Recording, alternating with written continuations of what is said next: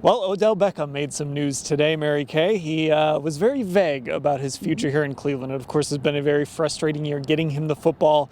His numbers are down. It's been very confusing. And today, when he was asked about his future and whether he saw himself staying in Cleveland, he was very vague about it.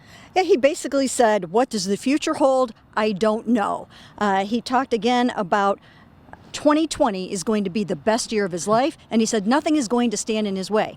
But he didn't make any promises that the best year would happen here in Cleveland. And, you know, that's news. When Odell says he's not 100% certain that he wants to be here, doesn't want to be here, that's news. So I think it's something to watch. I wrote a column about this about a month ago saying that if something didn't change very soon, he probably wasn't going to want to be here. So a lot can happen. I think anything can still happen with this, but something's got to give. He is not going to stay in a place where he is underperforming, where he's not being used, and not being the superstar that he is. Yeah, I think it's important to note that when Odell Beckham says something, you know, he knows what he's doing. He's been around this game for a while. He knows the media game. He knows the press conference game. When he says something, it means something. This isn't some sort of, you know, maybe he misspoke or anything like that. He knows what he's doing. So, Ellis, when you kind of heard those comments, what was your first thought?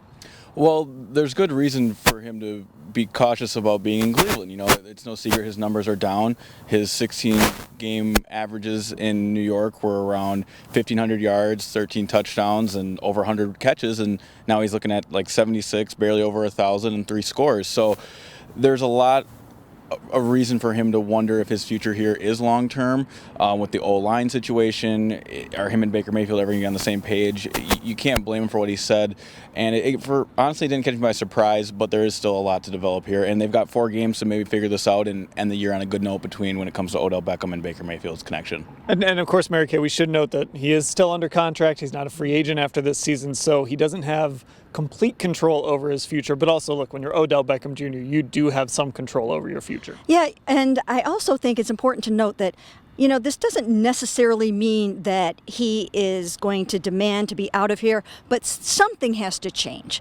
And who knows? I mean, maybe that's offensive scheme. He brought up scheme today. He actually uttered that word. Maybe it's, something else. Maybe it's play calling. I don't know what it is, but I think that there will have to be discernible changes in the offseason that will allow him to want to be back.